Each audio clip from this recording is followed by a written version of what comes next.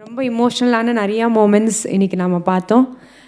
சிறப்பான இந்த நாளின் விழா நாயகர் மதிப்பிற்குரிய டாக்டர் ஸ்ரீதர் அவர்கள் இப்பொழுது ஏற்புரை அளிக்க அழைக்கிறேன். என்னுடைய பெண் ஸ்ரீதேவி இன்னொரு உயர்ந்த நிலைக்கு எனக்கு அமைச்சிருக்கா. இப்போது நன்றி.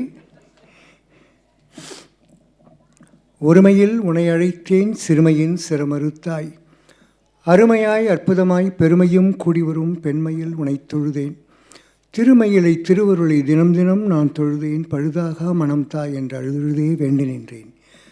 சிற்றின்பம் நாடாது பேரின்பம் உனை உணர்ந்த நான் பெற்றுவிட்ட பெருவாழ்வு நீ கற்றுத்தந்த பாடம் அன்றோ, பற்றுதனை விட்டுவிட்டேன் பரம்பொருள் உனையன்றி, சுற்றி வந்தால் சுகம் கொடுக்க கற்பகமே உனையன்றி, மற்ற ஒரு தெய்வம் உண்டோ மாற்று ஒரு சக்தி உண்டோ, உற்ற துணை நீ இருந்தால் மற்ற துணை எனக்கு எதற்கு தாய் பராசக்தி. அன்பு உள்ளங்களே, உங்களை நான் வேறு எப்படி அழைக்கிறதுன்னு தெரியாது. ஏன்னா என்னுடைய இந்த புத்தக வெளியீட்டு விழா 75வது பிறந்தாளை ஒட்டி வரணும் அப்படின்னு நான் ஆசைப்பட்டேன். ஆனால் அப்போது எலெக்ஷன் வரும், 19ஆம் தேதி நம்ம ஹோம் மினிஸ்டர் அமித்ஷாஜி என்னை எல்லா விதமான ஆட்டத்தோடையும் வரவேற்பாருங்கிறது எனக்கு தெரியாது. அப்படி இருந்த சூழ்நிலையில் கூட எல்லோரும் ரொம்ப ஒரீடாக இருந்தோம். நேற்றுக்கு இப்படி ரோட் ஷோங்கிறாங்களே, பிளாக் பண்ணுவாங்களே, இவெல்லாம் எப்படி வரப்போகிறா அப்படின்னு. இவர் திருப்பூர் சொன்ன மாதிரி எல்லாமே ஒரு அன்பு எனும் ஒரு சுரங்கத்தில் அப்படியே நுழைஞ்சி வந்துட்டாங்க. வாழ்க்கையின் அடிநாதமே அன்பு தான். என்னை பொறுத்த மட்டும் இந்த புத்தகத்தில் 2-3 விஷயம் மட்டும் சொல்ல போகிறேன். நேர கட்டுப்பாடுனால் இன்றைக்கி நிறைய பேர் பேச முடியல. நிகழ்ச்சி கொஞ்சம் 1/2 மணி நேரம் தாமதமாக ஆரம்பித்தோம். அதாவது இந்த திருக்குறள் இருக்கே, என்பில் அதனை வெயில் போல காயுமே அன்பில் அதனை அறம் அப்படின்னு. எலும்பு இல்லாத புழு பூச்சிகளை எல்லாம் வெயில் அப்படியே எப்படி வறுத்து எடுக்கும், அப்படியே நமக்கு கண்ணுக்கு முன்னாடி அந்த புழு பூச்சிகள்லாம் செத்துப்படும் இல்லையா? அதுபோல் அன்பு இல்லாத உயிர்களை எல்லாம் அறம் அழிக்கும் அப்படிங்கிற திருக்குறள். அப்புறம் செய்கதவும் அன்பிற்சிறந்த தவம் இல்லை, அன்புடையோர் இன்புற்று இருப்பது இயல்பு. இது பாரதியாருடைய உரை. ஸோ இதுவும் அன்பை தான் வலியுறுத்துறது. திருமூலர் எடுத்துட்டால் அன்பே சிவம் தான் சொல்கிறார். அன்பு வேறு சிவம் வேறு இல்லை. அன்பு இல்லைன்னா நீ சவம், அன்பு இருந்தால் நீ சிவம். இதை வலியுறுத்துகிறார் திருமூலர். ஸோ என்னுடைய வாழ்க்கையில் நான் சொல்லணுன்னா இந்த 3 பேரை நான் எப்போ பார்த்தாலும் கோடிட்டு காமிச்சிட்டே இருப்பேன். என்னுடைய உரைகளாக நான் பேசுகிற உரைகளாக இருக்கட்டும், இல்லைனா நான் எழுதுகிற எழுத்தாக இருக்கட்டும், இல்லை வாய்ஸ் நோட் பண்ணால் கூட எதாவது சொல்லுவேன். அதை மரபின் மைந்தர் மைத்தியா கூட சொன்னார். அவர் இப்போது நேர கட்டுப்பாட்டால் போயிட்டார். போன முறை அவர் ஒரு ஸ்பீச்சில் சொல்லும்போது நிறைய பேரை நான் பார்க்குற வாழ்க்கையில் அவங்க பாரதியார், திருவள்ளுவர், திருக்குறள் இப்படி பெரிய பெரிய ஆட்கள் எல்லாம் கொட்டேஷன்ஸ் மேற்கோளாக காமிச்சுட்டே இருக்காங்க. ஆனால் டாக்டர் ஸ்ரீதரன் அதை தன்னுடைய வாழ்க்கையின் குறிக்கோளாக வச்சுருக்கார், வெறும் மேற்கோளாக வச்சுக்கலன்னு சொன்னார். அந்த வரி எனக்கு மனசில் ரொம்ப பதிஞ்சு போயிடுது. அதாவது நம்ம செய்கிற எல்லாமே உண்மை இருக்கணும். நம்ம உள்ளத்தில் ஒன்று வச்சுட்டு உதட்டில் ஒன்று சொன்னால் அதுக்கு அர்த்தமே கிடையாது இல்லையா? உள்ளத்தில் உண்மை ஒளி உண்டானால் வாக்கினிலே ஒளி உண்டாகுங்கிற மாதிரி. அதனால் எதுவுமே நம்ம உண்மையாக இருக்கணும். ஸோ இந்த புத்தகத்தை பற்றி நான் ஒரு சின்ன குறிப்பு சொல்லணுன்னா, முதல்ல தலைப்பு காற்றுக்கென்ன வேலி. நான் முதல்ல இதுக்கு வச்ச இது மனிதமும் புனிதமும் இணைந்த ஆஸ்மா மருத்துவரின் டைரி. அதுதான் நான் சாதாரணமாக வைக்கலாம்னு நினச்சிருந்தேன். ஆனால் என்னுடைய வாய்ஸ் நோட்டெல்லாம் டெக்ஸ்ட்டாக எழுதின வெங்கடகிருஷ்ணனுடைய நண்பர் அவர் சொன்னார், உங்களுடைய வாழ்க்கையை நான் இப்போ படிக்கும் பொழுது அந்த வாய்ஸ் நோட்டெலாம் கேட்கும்போது அந்த தலைப்போட காற்றுக்கென்ன வேலி அப்படிங்கிற தலைப்பு இன்னும் பொருத்தமாக இருக்கும் அப்படின்னு சொன்னார். நான் ரொம்ப கவித்துவமாக இருக்கு, ஆனால் எல்லாருக்கும் இது புரியுமா அப்படின்னு கேட்டேன். இல்லை, நம்ம புரிய வைக்கணும். காற்றுக்கென்ன வேலி அப்படின்னா இதை நான் 2 விதமாக பார்க்குறேன் டாக்டர். ஒன்று ஆஸ்மா அப்படிங்கிற ஒரு நோய் ஒரு வேலி மாதிரி நுரையீரலில் இருக்கிற காற்று வெளியில் போகாமல் தடுக்கிறது. ஆஸ்மாங்கிறது எக்ஸ்பிரேஷன். நிறைய பேர் நினைக்கிற மாதிரி கிடையாது. மூச்சு உள்ளே வாங்கிறதுல பிரச்சனை கிடையாது. ஆஸ்மா பேஷண்ட்டுக்கு மூச்சை வெளியில் விடுறது தான் பிரச்சனை. அந்த நுரையில் அதிகமான காற்று தங்கி அப்படியே படைச்சி போகும். அதனால் ஒரு வேலி மாதிரி அது தடுக்கிறது. அந்த வேலியை உடச்சி போடணும். உங்களை மாதிரி இதுக்குன்னே படித்து இதையே தன்னுடைய முழு மூச்சாக செய்கிற ஒரு மருத்துவர்கிட்ட வரும்போது இந்த ஆஸ்மாக்கு எப்படி வேலி இருக்க முடியும், காற்றுக்கென்ன வேலி உடச்சி எரி, இதுதான் தலைப்பு அப்படின்னு சொன்னார். இங்கே கை தட்டணும் நீங்கள். ஏன்னா இந்த தலைப்பு கண்ணதாசனோட வரிகள். இந்த கைத்தட்டல் கண்ணதாசனுக்கு போகணும். காற்றுக்கென்ன வேலி கடலுக்கென்ன மூடின அவர்களை பாருங்கள். அது திஸ் இஸ் ஒன் ஆஸ்பெக்ட். அதை இன்னும் டீப்பாக பார்த்தா காற்றுக்கென்ன வேலி அப்படின்னா, அடுத்து அவர் சொல்கிறார், உங்கள் இதில் நிறைய பேர் எழுதியிருக்காங்க அவங்கள பற்றி. அதில் உங்களுடைய தோழி, உங்களுடைய சகோதரி, உங்கள்கிட்ட சிகிச்சைக்கு நல்லானவங்க விஜயா அப்படிங்கிறவங்க இங்கே உட்காந்துருப்பாங்க. அவங்க இங்கிலீஷில் எழுதியிருக்காங்க, ஒரு நதி அதோடைய ஓட்டத்தில் போகும்பொழுது பல உயிர்களையும் அப்படியே டச் பண்ணிட்டு போயிட்டே இருக்கு. அது எல்லாத்துக்கும் ஒரு உயிர்ப்பு கொடுக்குறது, ஒரு குளிர்மை கொடுக்கறது, அதுக்கு ஒரு மலர்ச்சி கொடுக்கறது. ஏன்னா நதியுடைய அந்த குளிர்ந்த நீர் அப்படி ஒரு தன்மை படைத்தது அப்படிங்கிறது. அதுபோல் நீங்களும் உங்கள் வாழ்க்கை பாதையில் நீங்கள் போகும்போது எவ்வளவோ பேரை பார்க்குறீங்க. அவங்க எல்லாரையும் நீங்கள் அணைச்சிட்டு போய் எல்லாருக்கும் அன்பு கொடுத்து, எல்லாருக்கும் ஏதோ ஒரு சந்தோஷம் கொடுத்து, ஏதோ ஒரு நிம்மதி கொடுத்து, ஒரு நம்பிக்கை கொடுத்து போகிறீங்க. அதனால் நான் இப்படி நினச்சேன், நதி கூட நம்ம அதுக்கிட்ட போனால் தான் நமக்கு அதோடைய நன்மையை புரியும். நதி நம்மளை தேடி வராது. எப்போனா சுனாமி மாதிரி வந்ததுன்னா நம்மளை தேடி எல்லாம் வரும். மற்றபடி நம்ம தான் நதியை தேடி போகணும். பஞ்ச பூதங்கள்னு எடுத்துட்டோன்னா காற்றை தவிர மற்ற 4 பூதங்களுமே நம்ம அதுக்கிட்ட போகணும். அப்போ தான் அதோடைய தன்மை நமக்கு புலப்படும்.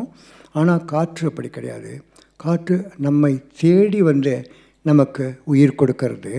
அதுபோல் நீங்கள் நிறைய இடத்துக்கு போய் நிறைய கேம்ப் பண்ணி விழிப்புணர்வு நிகழ்ச்சிலாம் பண்ணி நோயாளிகளை கண்டுபிடிச்சி அவளுக்கு சிகிச்சை கொடுத்து அவளை சரி பண்ணுறீங்க. அவங்க உங்கள்கிட்ட வர வரைக்கும் நீங்கள் காத்திருக்கிறது கிடையாது. அதனால் எனக்கு என்னமோ இந்த புத்தகத்துக்கு காற்றுக்கென்ன வேலி தான் சரியான தலைப்பாக இருக்குன்னு சொன்னார். அது எனக்கு பிரமிப்பாக இருந்தது. இப்படி கூட ஒருத்தர் யோசிக்க முடியுமா அப்படின்னு எனக்கு சந்தோஷம் கொடுத்தது, பெருமை கொடுத்தது.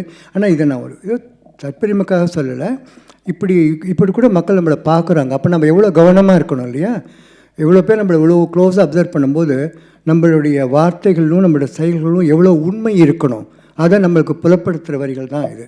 இப்போது பேசிக்காக என்னுடைய ரொம்ப வறுமையான ஒரு சூழலை பற்றி சொல்லியிருக்கேன்.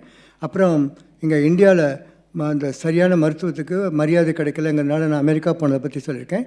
அமெரிக்கா போய் மேல் படித்தது, அப்புறம் அமீரகத்துக்கு வந்தது. ஏன்னா இந்தியாவுக்கு இங்கே தான் செட்டில் ஆகணும் அப்படிங்கிறது நானும் மனைவியும் ரொம்ப உறுதியாக இருந்தோம். அதனால் திரும்பி அமீரகத்துக்கு அதாவது யுனைடெட் அரப் எமிரேட்ஸ். அப்போ ரொம்ப அமைதியாக இருந்தது. இப்போ தான் ஒரே போர் சூழலாக இருக்குது. அப்போல்லாம் ரொம்ப ரொம்ப அமைதியாக இருக்கும். ராதாகிருஷ்ணன், விஜயெலாம் இங்கே உட்காந்துருக்காங்க. அவங்களாம் அங்கேருந்து தான் வந்திருக்காங்க. ஸோ அங்கே இருந்த வாழ்க்கை, அங்கே நான் பார்த்த சேலஞ்சஸ். அங்கே மரபின் மைத்திரன் முத்தியா சொன்னார், அங்கே ஹெல்த் மினிஸ்டர், அது சுகாதார அமைச்சர், நான் வேலையை ரிசைன் பண்ண போது நீங்கள் போகக்கூடாது, உங்களை மாதிரி டாக்டர்ஸ் எங்கள் நாட்டுக்கு தேவைன்னு சொல்லி என்னை இழுத்து பிடிச்சி அங்கே உட்காத்தி வச்சார். 2 வருஷம் அந்த கதை. இப்படி நிறைய விஷயங்கள் இந்த புத்தகத்தில் இருக்குது. அதே சமயம் இந்தியாவுக்கு நான் எவ்வளோ கஷ்டப்பட்டேன் ஒரு ப்ராக்டிஸை எஸ்டாப்ளிஷ் பண்ணுறதுக்கு. ஏன்னா நான் 79 போய்ட்டு 98 தான் திரும்பி வந்திருக்கேன். ஸோ 20 வருஷம் ஊரில் இல்லை. அதனால் எனக்கு ரெஃபரல் ஃபிசிஷியன்ஸ் யாரும் கிடையாது. நான் இப்படிப்பட்ட ஒரு டாக்டர், இப்படி ஒரு ட்ரைனிங்கோட வந்திருக்கேன்னு யாருக்குமே தெரியாது. அதனால் இங்கே ஒரு டாக்டர் தெரிஞ்சால் அந்த டாக்டருக்கு ரெஃபர் பண்ணுவாங்க. அதனால் எனக்கு ரெஃபரல் பேட்டர்ன், என்னுடைய ரெஃபரல் பேட்டர்ன், நான் 1 பேஷண்ட் 2 பேஷண்ட்டு நான் பார்க்க ஆரம்பித்தேன் கலைப்பா ஹாஸ்பிட்டலில். இப்போது ஒரு 18,000 பேஷண்ட்ஸ் அட்லீஸ்ட் என் கம்ப்யூட்டரில் இருக்காங்க பேரில். அதில் ரெஜிஸ்டர் பண்ணாதவங்க நிறைய பேர் இருக்கலாம். பட் ஜஸ்ட் லைக் தட் ஒரு டேட்டா பேஸ்னு பார்த்தா at least 18,000 people will be there. And the nice thing is, அவன் நோயை விட்டு வெளியில் வந்துட்டான், ஆனால் என்னோடய நட்பு விட்டு வெளியில் வரல. இன்னமும் இருக்கா. 27 வருஷத்துக்கு முன்னாடி நான் பார்த்தவங்க நிறைய பேர் இங்கேயே இருக்காங்க. நான் முதல்ல பார்த்து அட்மிட் பண்ண ஐசியூ பேஷண்ட் கூட இங்கே தான் உட்காந்துருக்காங்க. அவங்களாம் நல்லாகிட்டாங்க. சில பேர் கூட கிண்டலாக கேட்பாங்க, என்ன சார் 27 வருஷமாக அவரை பார்த்துருக்கேன், இன்னமும் அவங்களால குணப்படுத்த முடியலன்னு கேட்பாங்க. அவங்க நல்லாகிட்டாங்க. அப்புறம் அவங்க குழந்தைகளை பார்க்குறோம். அவங்க குழந்தைக்கு கல்யாணம் ஆகி அவங்க குழந்தைகளை பார்க்குறோம். இப்போ நான் 3 ஜெனரேஷன் 4 ஜெனரேஷன் நான் ட்ரீட்மெண்ட் கொடுத்துட்டுருக்கேன். அதனால் இது எல்லாமே அந்த புத்தகத்தில் இருக்குது. இன்னொரு பகுதி என்னென்னா, டாக்டர் ஸ்ரீதரன் எப்படி கற்பகதாசனாக மலர்ந்தார் அப்படிங்கிற ஒரு கதை. அது தனியாக அத்தியாயமாக இருக்குது. அதில் பலவிதமான அமானுஷ்ய அனுபவங்களெல்லாம் நான் ஷேர் பண்ணியிருக்கேன். என்னுடைய கவிதைகள்லாம் சொல்லியிருக்கேன். அது தவிர என்னோடய தனி கவிதைகள். இறுதியாக என்னோட இவ்வளோ வருஷம் சேர்ந்து பயணம் பண்ண நிறைய பேர் என்னை பற்றி அவருடைய சிந்தனைகள் எல்லாம் தமிழ்லேயும் இங்கிலீஷ்லுமா சொல்லியிருக்கிறத அதெல்லாமும் இந்த புத்தகத்தில் போட்டிருக்கேன் அவங்களுடைய புகைப்படத்தோடு. ஸோ இது ஒரு மாதிரியா காம்ப்ரிஹென்சிவாக ஒரு முழுமையாக எல்லாத்தையும் என்னுடைய வாழ்க்கையில் முக்கியமான அங்கங்கள் எல்லாத்தையும் தெரிவிக்கிற ஒரு அழகான ஒரு பெட்டகமாக இது வந்திருக்கு. இதுக்கு நான் ரொம்ப ரொம்ப நன்றி சொல்ல வேண்டியது கலைமகள் பதிப்பம் கூட. அன்ஃபார்ச்சுனேட்லி இந்த கலைமகள் பதிப்பாசிரியரோ கலைமகள் ஆசிரியரோ இங்கே இந்த நேரம் இருக்க முடியல. They have to leave for Bangalore something. Keezhambur Shankar Subramaniam அவரும் பிடி ராஜன் அவர்களும் அந்த பிழை திருத்தம்க்கு ரொம்ப ஸ்ரத்தையாக பண்ண நாகா சொக்கலிங்கம்னு நினைக்கிறேன். அவர் இன்னும் அங்கே இருக்கிற குழு எல்லா பேரும் ஞாபகம் இல்லை. அவங்க எல்லாம் ரொம்ப ரொம்ப ஸ்ரத்தையாக தான் என்னமோ அவங்க எழுதின புத்தகத்தை அவங்க பதிவுகிற மாதிரி அவ்வளோ பர்சனல் இன்ட்ரெஸ்ட் காமிச்சு இதை ரொம்ப அழகாக ஏஸ்தட்டிக்காக கொண்டு வந்திருக்காங்க. கலர் காம்பினேஷன் எல்லாமும் திருப்பூர் சொன்ன மாதிரி படிக்கிறதுக்கு ஈஸியாக இருக்கிற மாதிரி அந்த ஃபாண்ட் சைஸு எல்லா விதத்துலேயும் முழுமையாக இருக்குது. எக்கச்சக்கமான கலர் ஃபோட்டோஸ் இருக்குது. இது வணிக நோக்கத்தில் வர புத்தகம் கிடையாது. அவர் கூட சொன்னார், இது ஒரு 650 ரூபாயானு வைக்கணும் இந்த புத்தகத்துக்கு, ஆனால் நீங்கள் 400 ரூபா தான் வச்சுருக்கீங்கண்ணா. ஏன்னா இதில் வணிக நோக்கம் கிடையாது. எங்கள் மருத்துவத்துலேயும் மனித நோக்கம் கிடையாது, நாங்கள் எழுதுகிற புத்தகத்துலேயும் மனித நோக்கம் கிடையாது. எங்களுக்கு என்ன காஸ்ட்டோ அட்லீஸ்ட் அது ரெக்கவர் பண்ணி இதை படிக்கிறவங்களுக்கு இன்ஸ்பைரிங்காக இருக்கணும். மெடிக்கல் ஸ்டூடெண்ட்ஸுக்கு இன்ஸ்பைரிங்காக இருக்கும். ஒரு ஆவரேஜ் பர்சனுக்கு இது ஒரு இன்ஸ்பிரேஷனாக இருக்கும். ஏழ்மைங்கிறது ஒரு தடையாக இருக்கக்கூடாது. ஏழ்மையிலேருந்து மீண்டு நம்ம ஒரு நல்ல பொசிஷனை அச்சீவ் பண்ண முடியும் வாழ்க்கையில் அப்படிங்கிற சொல்கிற எல்லா விதமான கருத்துக்கள் இருக்கிற ஒரு முழுமையான ஒரு புத்தகம் இது. அதாவது குடி செய்வல் என்னும் ஒருவனுக்கு தெய்வம் மடிதட்டி தான் முந்துரும் அப்படின்னு ஒரு திருக்குறள் இருக்குது. சமூகத்துக்காக ஒன்று பண்ணணும், தன்னலம் இல்லாமல் அப்படின்னு பண்ணான்னா அவனுக்கு தெய்வம் வேஷ்டியை மடித்து கட்டிண்டு ஹெல்ப் பண்ணும். என் விஷயத்தில் மடிசார்புடைய மடித்து கட்டிட்டு கற்பகம் வருவான்னு அர்த்தம். அதுதான் நான் வாழ்க்கையில் உணர்ந்தேன். அந்த உண்மையை தான் உங்களோட பகிர்ந்துருக்கேன். பேசினா இன்னிப்புற பேசியிருக்கலாம் 9:05 காமிக்கிறது. அதனால் இதோட இதில் முக்கியமாக இவ்வளோ தடைகளை மீறி நீங்கள்லாம் இங்கே இத்தனை நேரம் இருக்கிறது எனக்கு உங்களுக்கு என் மேலே இருக்கிற ஒரு பாசம், அந்த நம்பிக்கை, அந்த விசுவாசம், இது எல்லாத்தையும் காமிக்கிறது. இதுக்கு ஒரு வார்த்தையே இல்லை, அதை நான் என்னால் வர்ணிக்க முடியாது. என் மேலே மரியாதை வச்சு என்னுடைய வார்த்தையை மதித்து இங்கே சிறப்புரையாற்றிய என் நண்பர் திருப்பூர் கிருஷ்ணன், மரபின் மைந்தன் முத்தையா, டாக்டர் பாஷி, இப்போ எல்லாருக்கும் தனித்தனியாக நான் ரொம்ப ரொம்ப கடமைப்பட்டிருக்கேன். இந்த நிகழ்ச்சி ஒரு மறக்க முடியாத ஒரு நிகழ்ச்சி. காத்தால் அப்படி இல்லை, இப்படிலாம் ஆகும்னு நான் எதிர்பார்க்கவே இல்லை. ஆனால் கற்பகத்து மேலே பாரம் போட்டு எல்லாம் நல்லபடியாக நடக்கும்னு ஒரு நம்பிக்கையோடு தான் வந்தோம். அது ரொம்ப ரொம்ப சிறந்த முறையில் இது சிம்பிள் பட் சோல்ஃபுல் அப்படின்னு சொல்லுவோம். மனசு நிறைஞ்சிருக்கு, சபை கிட்டத்தட்ட நிறைஞ்சிருக்கு, பட் மனசு ரொம்ப ரொம்ப நிறைஞ்சிருக்கு. அருமையான இந்த நிகழ்வுக்கு இதுக்கு உங்கள் எல்லாருக்கும் என்னுடைய பாராட்டுதல்கள். உங்கள் எல்லாருக்கும் நான் தனிப்பட்ட முறையில் நன்றி சொல்கிறேன் அப்படின்னு வச்சுக்கோங்க. கணேஷ் இருக்கார், அன்பு இருக்கார், அவர் பேர்லேயே அன்பு இருக்குது. இப்படி நான் சொல்லப்போனால் அதுக்கு இந்த இசைக்கவி ரமணன் நடத்துகிற காலங்களில் வசந்தம் கண்ணதாசன் புரோகிராம் மாதிரி அப்படியே போயிட்டே இருக்கும் 100 நிகழ்ச்சி. ரொம்ப நன்றி. அண்ட் இந்த நிகழ்ச்சியை ரொம்ப அழகாக, ரொம்ப ஸ்ரத்தையாக, எளிமையாக தொகுத்து கொடுத்த ஸ்ரீதேவி, நீ வாம்மா, உனக்கு நான் மரியாதை பண்ண வேண்டாமா. அப்புறம் ஒத்துழைத்த அனைவருக்கும் நான் தனித்தனியாக சொல்லலை, பட் உங்கள் எல்லாருக்கும் என்னோட நன்றி. ஸ்ரீதேவி ஒரு ஃபென்டாஸ்டிக் பரதநாட்டிய டான்ஸர். அவங்க ஜெயா டிவியில் தேன்கிணங்கிற ப்ரோக்ராம் 15-20 வருஷம் பண்ணியிருக்காங்க. அவங்கெல்லாம் பேஷண்ட்டாக தான் வந்தாங்க, அவங்க பாட்டிங்கெல்லாம் வந்தாங்க. ஆனால் எனக்கு என்னமோ ஒரு ஸ்பார்க்கு, இந்த நிகழ்ச்சிக்கு இவங்களையே கம்பேர் பண்ணோன்னா நல்லா இருக்குமே அப்படின்னா உடனே ஒத்துக்கிட்டாங்க. ரொம்ப ரொம்ப ரொம்ப சந்தோஷம். நீங்கள் கூட தொகுப்பாக தான் உங்களுடைய உணர்வுகளை தொகுத்து 2 பேர்த்த சொல்லிவிடுங்க, நான் உங்களுக்கு மரியாதை அப்போ தான் மரியாதை பண்ணுவேன். ஓகே, என்னுடைய உணர்வுகளை தொகுத்து சொல்லணும் அப்படின்னா ஆரம்பத்துலேருந்தே நான் அதை தான் பண்ணிகிட்டு இருக்கேன். ஏன்னா இன்றைக்கி இந்த மேடையில் நான் இருக்கேன் அப்படின்னா அது கண்டிப்பாக கற்பகத்தினுடைய அருள் அப்படிங்கிறத நான் முழுமையாக நம்புகிறேன். ஏன்னா நான் நீங்கள் எந்த அளவுக்கு கற்பகத்தோட ஒன்றுக்கொன்று இன்வால்வ்டாக இருக்கேளோ அந்த மாதிரி மயிலாப்பூரும் நானும் அந்த அளவுக்கு ரொம்ப ஒரு பாச பிணைப்போடு இருக்கக்கூடிய ஒரு பர்சன். ஸோ நீங்கள் வார்த்தைக்கு வார்த்தை கற்பகம்னு சொல்லும்போது ஃபஸ்ட்டு டேவே நான் அதுலேயே நான் ஃப்ளாட் ஆகிட்டேன். அதுக்கப்புறம் தான் உங்களோட ட்ரீட்மெண்ட் அப்படின்னு நான் நினைக்கிறேன். So I think from the first day till now that connection, அந்த என்னுடைய குரு எப்போதுமே சொல்லுவா, நாம் ஒரு விஷயத்தை இன்னொருத்தருக்கு கொடுக்கும்போது we are just a small link. எத்தனையோ உலகத்தில் பல விஷயங்கள் வியாபிச்சு இருக்குது.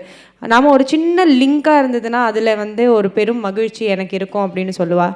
அந்த மாதிரி இன்றைக்கி சார் வந்து எவ்வளவோ விஷயங்கள் எவ்வளவோ பேருக்கு வந்து அவர் வியாபிச்சிருந்து அவர் வந்து அவருடைய நல்ல எண்ணங்களை பரப்பின்னு இருக்கார். அதில் ஒரு சின்ன லிங்காக இன்றைக்கி நான் இருந்தேன்றதில் வந்து நான் ரொம்ப ரொம்ப ரொம்ப கிரேட்ஃபுல்லாக ஃபீல் பண்ணுறேன். திஸ் ஈவினிங் இவ்வளவு கெயாஸ்க்கு நடுவில் இந்த நிகழ்ச்சி இவ்வளவு தெளிவாக நடந்திருக்கு அப்படிங்கிறதே சுவாமியினுடைய அருள் தான். ஸோ மிக்க நன்றி and happy birthday to you sir.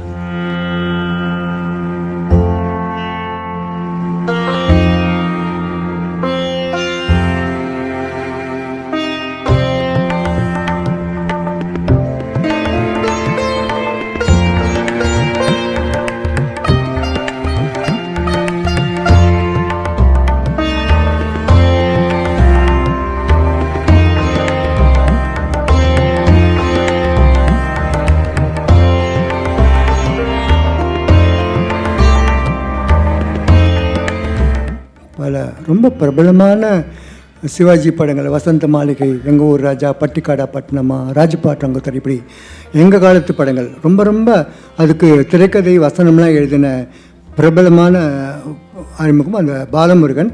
அவருடைய மகன் வந்திருக்காருங்க, பூபதி ராஜா. இவரும் பெரிய தெலுங்கு பட உலகத்தில் கொடிக்கட்டி பறக்கிறது தான். எனக்கு இப்போ இருக்க முக்கியமான என்னென்னா, அவர் பி குட்னு ஒரு யூடியூப் சேனலில் என்னை ரீசெண்டாக இன்டர்வியூ பண்ணுறார். வாழ்க்கையில் நான் கொடுத்த பெஸ்ட் இன்டர்வியூ அதுதான் நான் சொல்ல முடியும். ஏன்னா அது அவ்வளோ அழகாக என் உணர்வுகளெல்லாம் வெளிக்கொண்டு வந்து ரொம்ப அழகாக பண்ணியிருக்கார். அதுக்கே நான் தனியாக நன்றி சொல்லணும். பூபதி, ரொம்ப ரொம்ப தேங்க்ஸ்.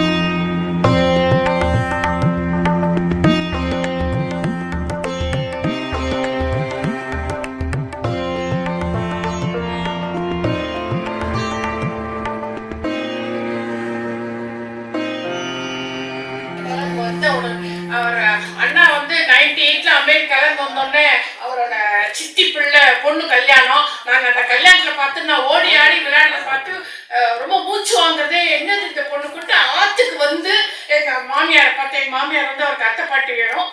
எங்கள் மாமியாரை பார்த்துட்டு நீ வா உன்னை கிளினிக் வான்னு சொல்லி காளிப்பா அப்போ வந்து ஒரு சின்னவராக தான் இருந்தார். அவர் இந்த ஃபோட்டோலாம் முதல்ல பார்த்தால, இப்போ கொஞ்சம் தலையெல்லாம் காணும். அப்போல்லாம் நிறைய நல்லா சின்ன அவர் ட்ரீட் பண்ணி மிடாஸ் டச்சுன்னு இங்கிலீஷில் சொல்வா. பொண்ணான கையால கை வச்ச 3 மாசம் 15 வருஷமா 2-3 தடவை அட்ரினலின் போட்டு உசுர் பிழைக்காம இருந்தேன்னா, ஆஸ்துமால கஷ்டப்பட்டேன்னா, எனக்கு இப்போ கல்யாணம் ஆகி பிள்ளையாண்டோனாலேருந்து என் குழந்தை 15 வயசு வரைக்கும் நான் அவ்வளோ கஷ்டப்பட்டிருக்கேன். எங்கேயும் எங்கள் ஆத்துக்கார் கூட எங்கேயும் என்ஜாய் பண்ண போக முடியாது. ஏன்னா கூட்டத்தை பார்த்தாலே அலர்ஜி வந்துடும், ஆஸ்துமா வந்துடும். ரொம்ப அவர் வந்து அவர்கிட்ட 3 மாசம், முதல் மாசம் போனேன். ஒரு 3 வாரம் கழிச்சு திருப்பி வாழ்ந்தேன். அந்த பஃப் கொடுத்தேன், அந்த ஏரோஸ்பேஸ் கொடுத்தேன். நீ இதை பண்ணுடா கண்ணா, சரியா பண்ணுவேன். அதுக்கப்புறம் பகவான் புண்ணியத்துல அவரை இப்போதான் என்னால் அவர் பார்க்க முடிஞ்சுது. அதுக்கப்புறம் நான் அவரை பார்க்க கூட முடியல. ஏன்னா நான் நார்த் பக்கம் போயிட்டேன், அவருக்கு மெட்ராஸ்ல செட்டில் ஆயிட்டார். நான் அமெரிக்கா போனால் அவர் இங்கே மெட்ராஸ்ல செட்டில் ஆயிட்டார். அதனால அவர் எனக்கு அவரோட இன்னைக்கு நான் நல்லா இருக்கேன்னா அது அவரோட ஆசீர்வாதம்.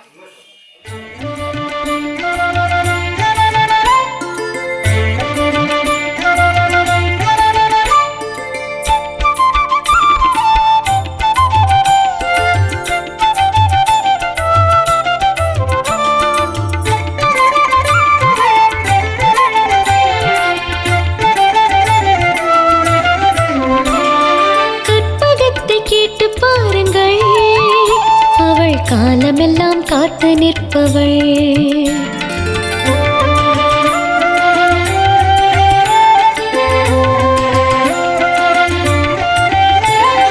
கற்பகத்தை கேட்டு பாருங்கள். அவள் காலமெல்லாம் காத்து நிற்பவள். அவள் பொற்பதத்தில் விழுந்து வணங்குங்கள். அவள் அற்புதங்கள் பல நிகழ்த்துவாள். மயிலையில் வாழ்ந்து பாருங்கள், மனமெல்லாம் சாந்தி என்பீர்கள். மயிலையில் வாழ்ந்து பாருங்கள், மனமெல்லாம் சாந்தி என்பீர்கள். கபாலியை கண்டு களியுங்கள், உபாயம் தன்னை உனக்கு உணர்த்துவான். காலன் பயம் போக்கி நிற்பவன், கடைக்கனருளில் அனைத்தும் அருளுவான்.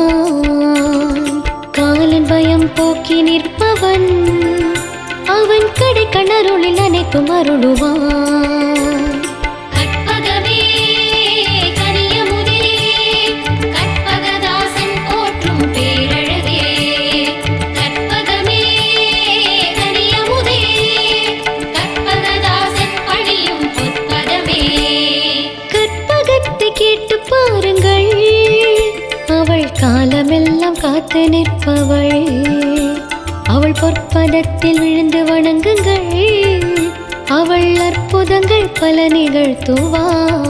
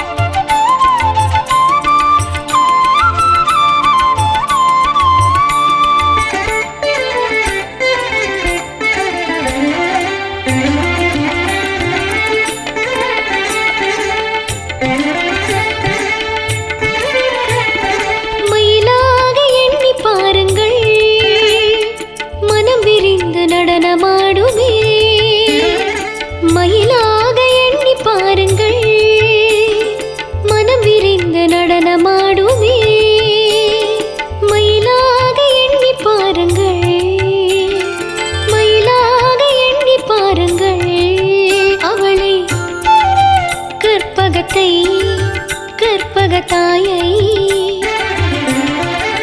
நம் அன்னையை, மயிலையின் நாயகியை மனம் குளிரும் தாயை. மயிலையின் நாயகியை மனம் குளிரும் தாயை. பக்தி நிலை உனக்களிப்பவள், அவள் முக்தி நிலை அளித்து நிற்பவள்.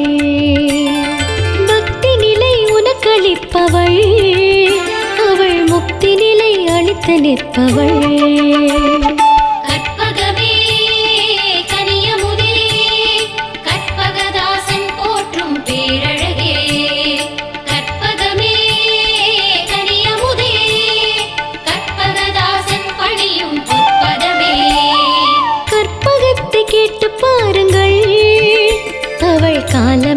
காத்து நிற்பவள், அவள் பொற்பதத்தில் விழுந்து வணங்குங்கள், அவள் அற்புதங்கள் பல நிகழ்த்துவாள்.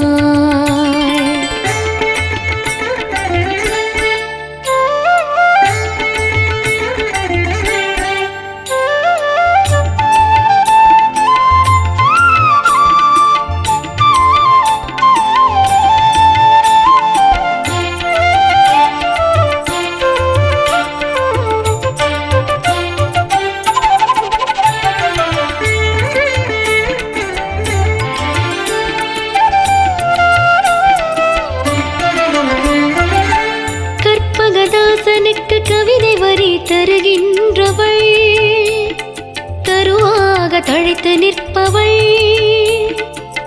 கற்பகதாசனுக்கு கவிதை வரி தருகின்றவள், கருவாக தழைத்து நிற்பவள். கற்பக தருவாக தழைத்து அருள்பவள், கற்பக தருவாக தழைத்து அருள்பவள், கற்பக தருவாக தழைத்து அருள்பவள்,